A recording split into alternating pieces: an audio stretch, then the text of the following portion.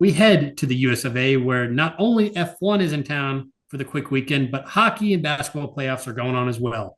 In those sports, people are fighting for suspensions from fighting, while in Formula One, we are having major discussion on if an F1 driver is allowed to swear. It's lights out and away we go for episode 174 of the Asphalt Podcast.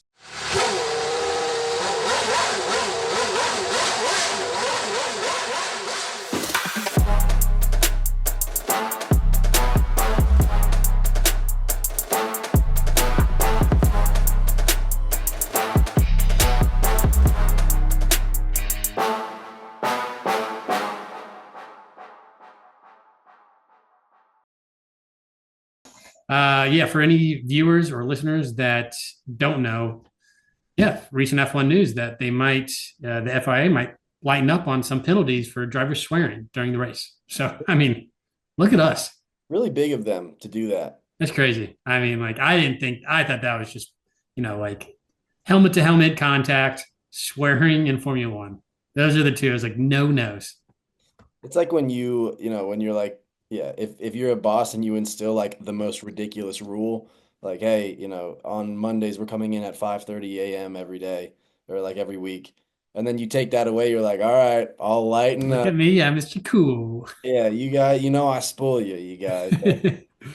Don't take for this for granted. Yep. Well, outside of that fun news, not too much else to talk about, except for our race in Miami. So, quick race preview this week, where we have our Miami Grand Preview, our country fun facts of the US/Miami, and then our race predictions and gambling. So, getting right on to the Miami Grand Preview, I'll take it away. So we are racing in the Miami Gardens, home of the Hard Rock Stadium, where Miami Dolphins play. This track is 57 laps, 19 turns with 3 straights, as well as 3 DRS zones, and around a 3.3 mile track. The 3 DRS zones, the third DRS zone is pretty interesting, with starting after a speed trap, then having 2 decently sized turns, followed by another speed trap. So kind of like not your typical DRS zone. So something to kind of like point out to your friends and be like, hey, that third one, kind of weird. We'll be on the lookout for that. This is our 4th year at Miami. Max has won 3 of the 4. For Ian, though, Lando last year, his very first race win and race victory here. In years past, 2022, Max beat Perez by only 5 seconds, followed by Alonso by 26. Max is just typically, outside of last year, dominated this race. Hopefully that trend kind of continues to change. Maybe, a new driver in Miami comes. That would be great. This is a street track car race.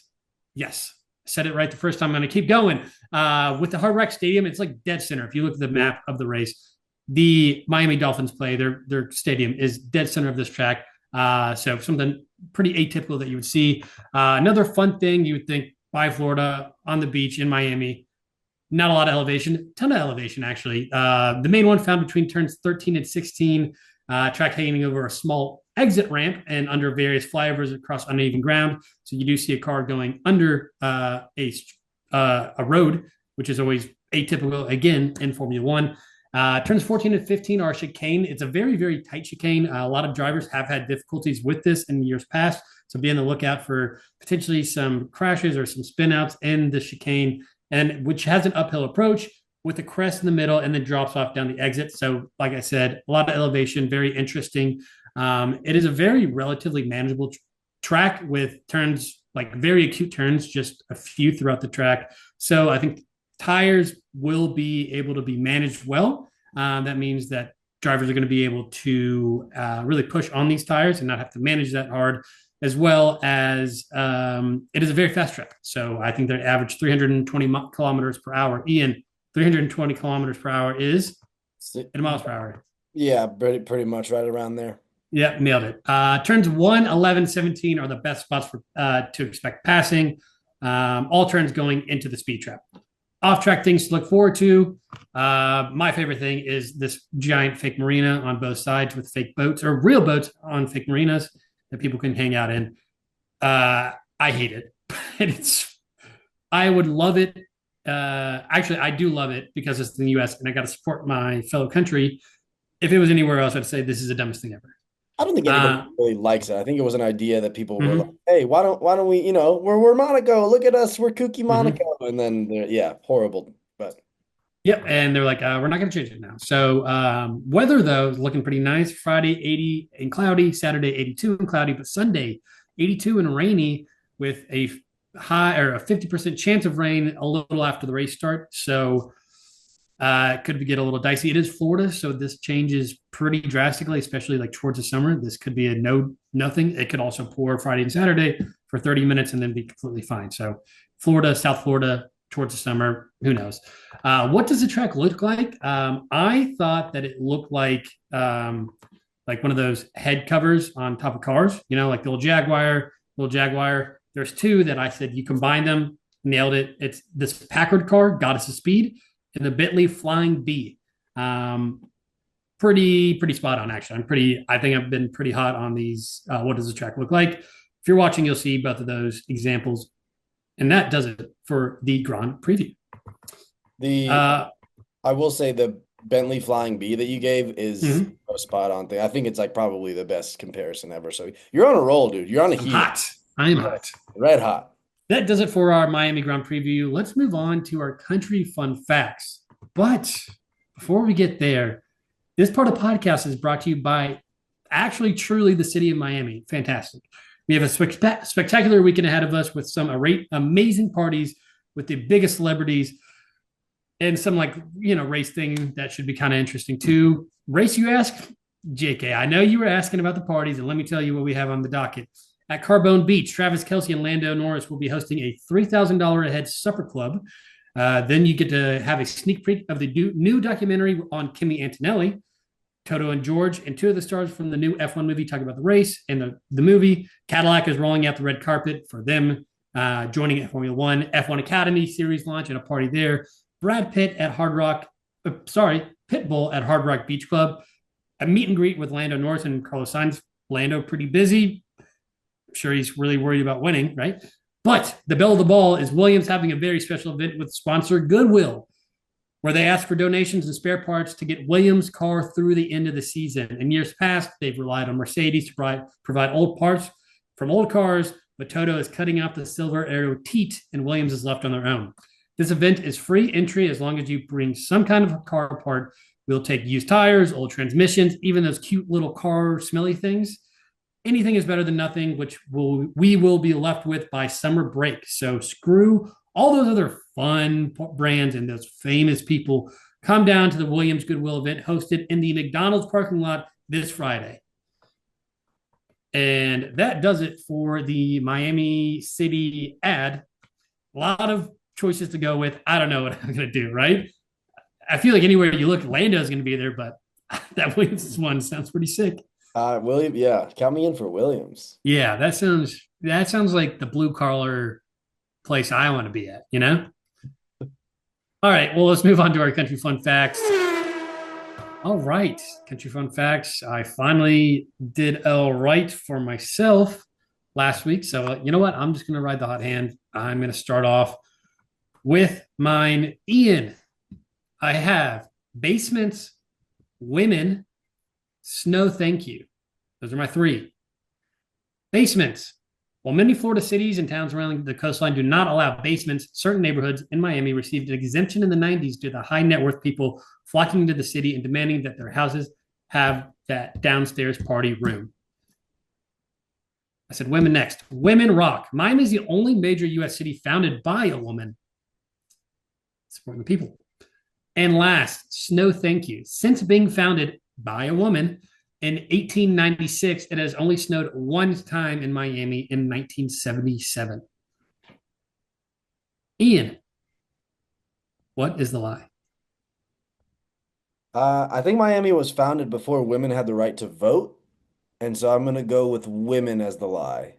Women is true. All right. Good job. Girl power. Yeah, dude. Breaking barriers before the laws let them, Give it up. you know? I'm gonna go with a basement then. Basement is the lie. No basements are allowed in Miami. None. Why is None. that? Why is that a thing? Just flooding? You can't go 6 feet down and you're going to run into water.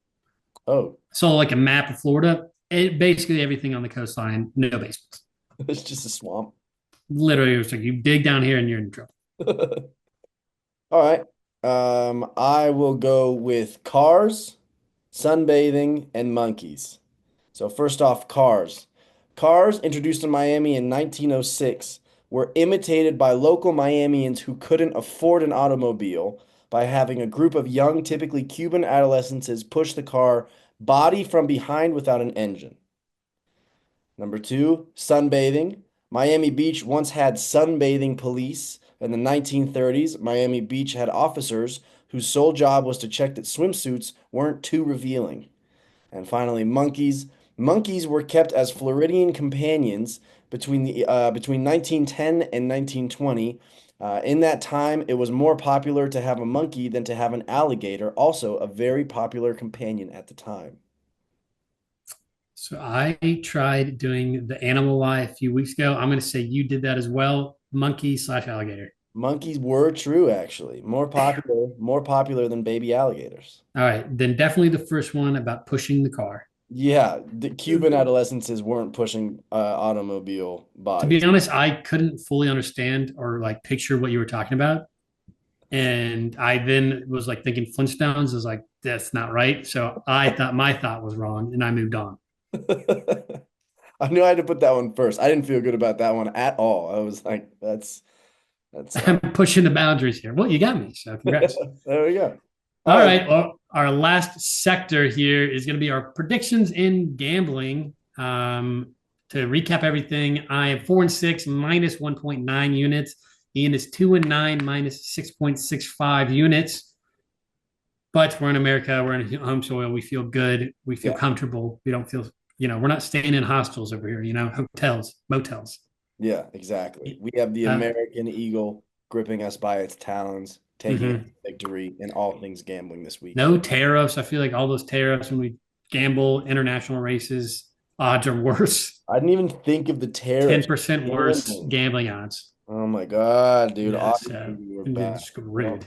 well, maybe go all in this week and make a lot of money. So I can go first. I didn't find too many good things I like. So here we go. I'm going to go.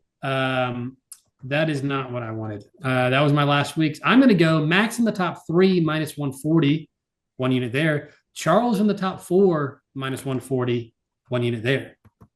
okay, and you're this is for the Grand Prix, right? Not the sprint.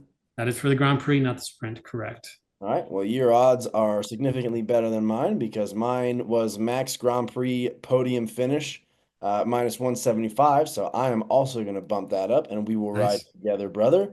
And I'm also going to go Russell top four finish in the sprint. I just feel like I need something on Saturday to pay attention to. Otherwise, the sprint gets a little boring for me sometimes, honestly. I'm just like, just over in a flash. Sometimes I'll be watching it, I'm scrolling on my phone, and I'm like, oh, it's literally the last lap, and I don't Yeah. know what happened here. Yeah. Especially if like the first 10 laps, nothing has really happened, then you Forget can about it. automatically expect that the other, like nothing's going to change. Be like, oh, yeah, no, we're going to see a lot of passing now later. Like we just had to get the people's nerves out of the way. And they're like, oh, now I feel comfortable to pass. No. Yeah. The sprint race is basically just like seeing if anything awesome happens on the first lap. And then if it doesn't, you just kind of ride it out. You know, you start scrolling Instagram and looking at what people are saying on Twitter. Yep. Any wild card thoughts? Wild card thoughts. So we have everybody. Well, I'll leave it to you here. Everybody is in the points. Nobody has 0 points. However, there are some drivers that don't have 0 points right now. So Mm-hmm. my wild card prediction is one of the 0 points driver that's not Fernando. So one of the 0 points drivers right now, Fernando Alonso, Liam Lawson, Doohan, and Bortoleto. One of them will score points this weekend. Okay. I'm going to go two red flags Two red flags. I'll take that. over Oh, the entire weekend. oh, all right. Let's ride. Oh, that's crazy. Got him. We just want to see. We got to get it. We got to hit a wild card. We have not, because you know why I know we not? Because something would happen if we did. If we hit a wild card, if one of us hits a wild card, both of us are going to start gambling better. Yes. Yeah. Yeah. And we're gonna hit it this week. We're both gonna hit it this We're weekend. both gonna hit it this week. All right. I'm Let's excited. appreciate everybody for listening. We'll see you on the other side of the Miami Grand Prix. See you assholes. See you, assholes.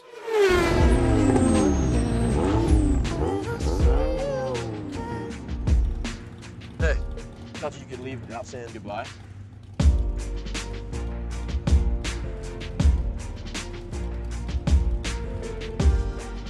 I used to say I lived my life a quarter mile at a time. And I think that's why we were brothers. Because you did too.